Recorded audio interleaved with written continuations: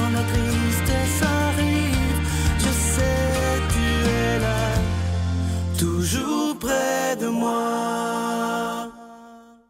Bon mercredi, bienvenue à votre émission La Victoire d'amour. J'espère que vous allez bien ce matin, qu'on se prépare à vivre une belle journée en ce début du mois de septembre. Aujourd'hui, on rejoint notre amie Geneviève et Lomélie avec quelqu'un qu'on apprécie beaucoup, l'abbé Stéphane Roy.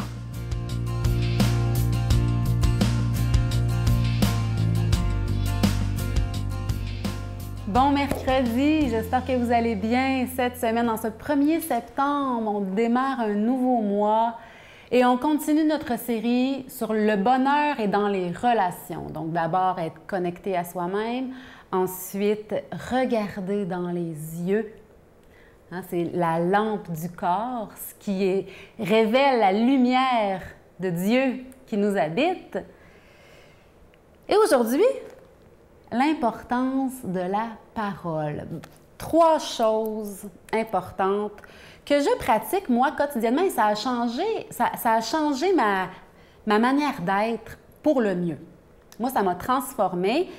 Parler en « je », dire « je » quand on s'exprime, surtout dans des relations avec nos proches, nos enfants, nos parents, conjoints, conjointes, collègues de travail qu'on fréquente assidûment, nos élèves, si on est professeur, des gens à qui on parle tous les jours et qui ont un lien avec ces personnes-là. Même le voisinage, en église. Parler en « je », ça évite la fermeture chez celui qui nous écoute. Et ça permet un réel dialogue, une réelle relation de charité.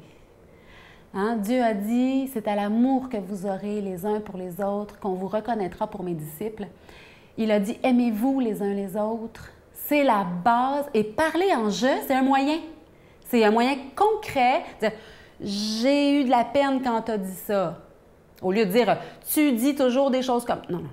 J'ai eu de la peine quand tu as dit ça. Commencez par dire que moi, c'est pour ça l'importance d'être connecté à nous-mêmes, hein, de s'habiter, de prendre conscience de ce qu'on vit, pour pouvoir être en relation d'une manière saine, équilibrée et évangélique, digne de Dieu, digne des enfants de Dieu. Parler en « je ».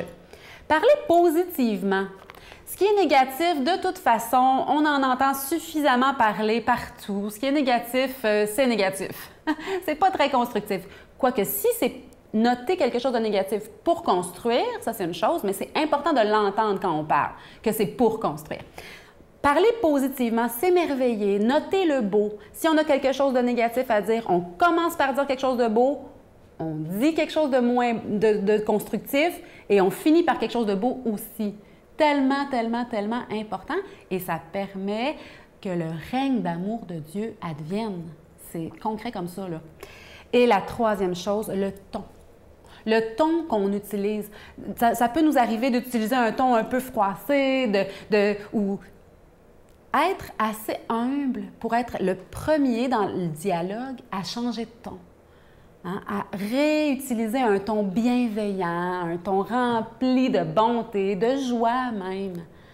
L'importance de parler en « je », de parler positivement et de faire attention à notre ton. Hein? Quel ton qu'on utilise quand on parle? Parler avec bonté, c'est donc bon, ça goûte bon. Tout le monde aime ça, côtoyer des gens qui ont un ton bienveillant. Soyons de ces personnes-là. Bon mercredi. Notre Père qui es aux cieux, que ton nom soit sanctifié, que ton règne vienne, que ta volonté soit faite sur la terre comme au ciel. Donne-nous aujourd'hui notre pain de ce jour. Pardonne-nous nos offenses comme nous pardonnons à ceux qui nous ont offensés. Ne nous laisse pas entrer en tentation, mais délivre-nous du mal, car c'est à toi qu'appartient le règne, la puissance et la gloire pour les siècles des siècles. Amen. Mon Père, je m'abandonne à toi. Fais de moi ce qu'il te plaira. Quoi que tu fasses de moi, je te remercie. Je suis prête à tout, j'accepte tout, pourvu que ta volonté se fasse en moi, en toutes les créatures. Je ne désire rien d'autre, mon Dieu. Je remets mon âme entre tes mains. Je te la donne, mon Dieu. Avec tout l'amour de mon cœur, parce que je t'aime et que ce m'est un besoin d'amour de me donner, de me remettre entre tes mains, sans mesure, avec une infinie confiance, car tu es mon Père.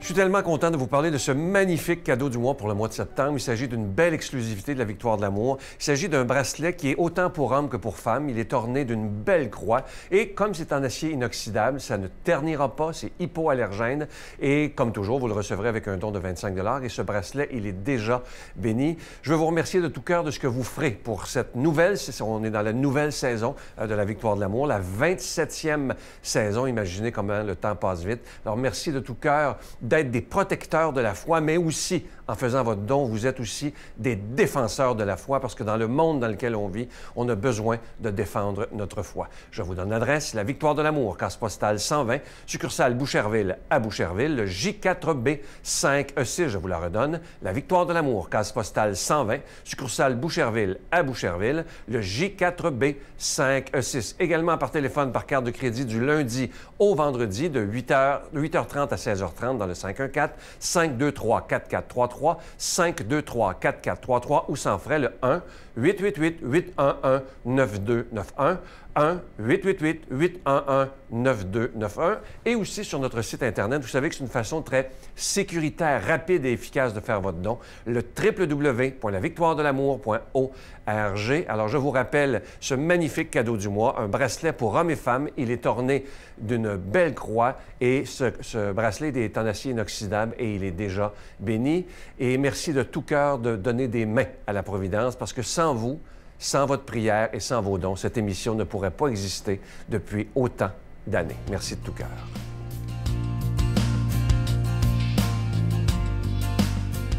Mon Dieu, donnez-moi la sérénité d'accepter les choses que je ne peux changer, le courage de changer les choses que je peux et la sagesse d'en connaître la différence. Amen.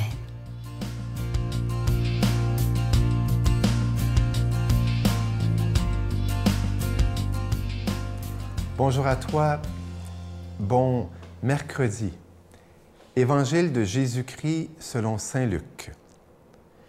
Quittant la synagogue, Jésus entra dans la maison de Simon. La belle-mère de Simon était en proie à une forte fièvre, et ils le prièrent de faire quelque chose pour elle. Il se pencha sur elle, menaça la fièvre, et celle-ci la quitta. Se levant aussitôt, elle se mit à les servir. Au coucher du soleil, tous ceux qui avaient des malades de toutes sortes les lui amenèrent, et lui, imposant les mains à chacun d'eux, les guérissait. Des démons aussi sortaient d'un grand nombre en criant « Tu es le Fils de Dieu ». Alors, les menaçant, il ne leur permettait pas de parler, parce qu'ils savaient qu'il était le Christ. Quand il fit jour, il sortit et se rendit dans un lieu désert. Les foules le recherchaient, puis l'ayant rejoint, elles voulaient le retenir de peur qu'il ne s'éloignât d'eux. Mais il leur dit, « Aux autres villes aussi, il me faut annoncer la bonne nouvelle du règne de Dieu, car c'est pour cela que j'ai été envoyé. » Et il prêchait dans les synagogues de la Judée. Acclamons la parole de Dieu. Aujourd'hui, tu sais, 1er septembre, c'est la journée mondiale de prière pour la sauvegarde de la création.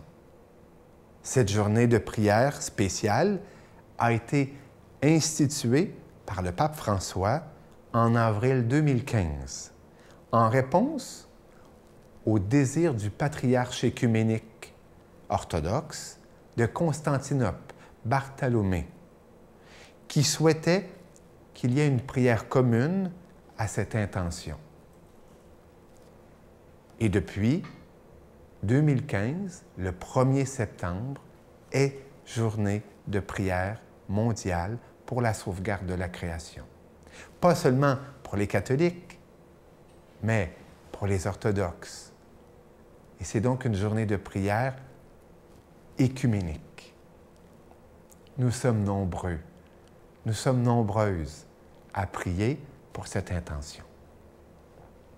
Et c'est une intention qui est chère au pape François, au patriarche, parce que comme homme de Dieu, comme pasteur, ils ont le souci, suscité par l'Esprit, eh bien, d'attirer notre attention, qui pouvons parfois être soucieux trop de nos « qu'est-ce que je vais avoir à manger? Qu'est-ce que je vais avoir pour dormir? Comment vont être faites mes vacances? » Et puis, ou parfois, bien, ou tout simplement de ne pas se soucier de ça, et puis dire ça, pelleter ça dans la cour des autres. Non, ils veulent attirer notre attention sur la sauvegarde de la création. Et en lien avec cet évangile-là, il y a quelque chose qui me frappe. Un mot, la fièvre. La fièvre. Jésus chasse la fièvre de la belle-mère de Simon, qui aussitôt, eh bien, se met à servir. Devant cette intention de la création, de la sauvegarde de la création, de la beauté de la création, hein, de l'harmonie de la création, eh bien, nous pouvons penser à la fièvre qui habite le cœur des hommes, fièvre de l'égoïsme, fièvre du consumérisme, fièvre du fait de ne pas penser aux générations à venir, fièvre de ne pas penser à que la création nous est donnée pour en jouir, mais aussi pour la servir. Et c'est cela que je trouve intéressant avec la phrase qui suit. La belle-mère de Simon se lève pour servir. Et si la création n'était pas là uniquement pour me servir, nous servir, mais aussi si nous avions une relation avec elle où nous devions servir la création. Comme maître, hein? Parce que c'est souvent un prétexte qui nous est donné. Nous avons été érigés, nous les êtres humains, comme maîtres de la création. Mais on sait très bien que pour Jésus, être maître, c'est être à genoux pour servir. Et si la fièvre nous était enlevée pour pouvoir, fièvre de l'orgueil, pour pouvoir servir cette création qui nous est confiée et que nous devons léguer. Que le Seigneur te bénisse au nom du Père, du Fils et du Saint-Esprit. Amen. Je vous salue Marie, pleine de grâce. Le Seigneur est avec vous. Vous êtes bénie entre toutes les femmes, et Jésus, le fruit de vos entrailles, est béni. Sainte Marie, Mère de Dieu, priez pour nous pauvres pécheurs, maintenant et à l'heure de notre mort. Amen.